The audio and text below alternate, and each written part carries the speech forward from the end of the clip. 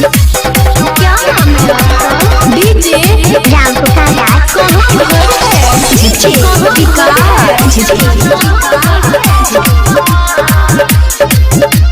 मटियाला सीतामढ़ी।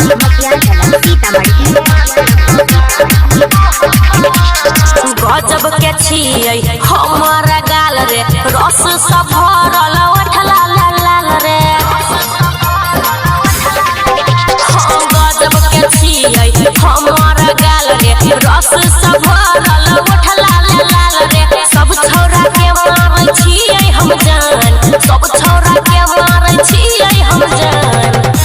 खोल ले गे छौड़ी चुम्मा के दुकान, लेवे खातिर अइबौगे जान सुबह शाम। खोल ले गे छौड़ी चुम्मा के दुकान, चुम्मा के दुकान, लेवे खातिर अइबौगे जान सुबह शाम। खोल ले गे छौड़ी तो अपन दुकान है गया अपन दुकान, रोजे रोजे लेबो जान तोहर सामान। डीजे राम पुकार राज। डीजे राम पुकार राज। डीजे राम पुकार राज। डीजे विकास।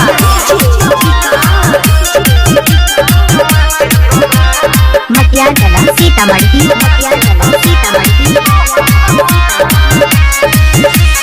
पर नहीं जवानी तो खर्चा, जल्दी छपा ले तू पर्चा। नोट के गोडी कमाई भी कोई जेतो सगरो के चर्चा। डीजे राम पुकार राज। गुड़िया निकल। सबके न लगे सटेबई, सबके न चुमा देबई। जेकरा पर मन हेतै रे, ओकरे पर पूरा लुटेबई।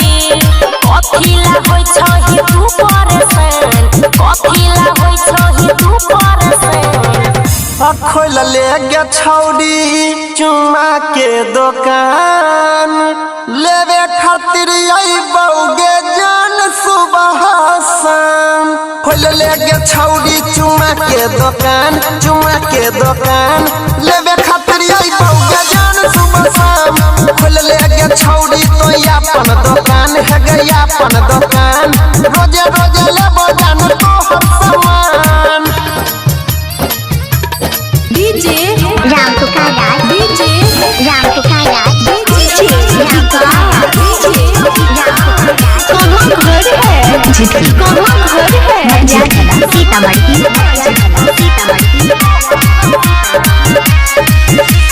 सही सही दाम लगैबो, घाटा नहीं लागे गे देबो।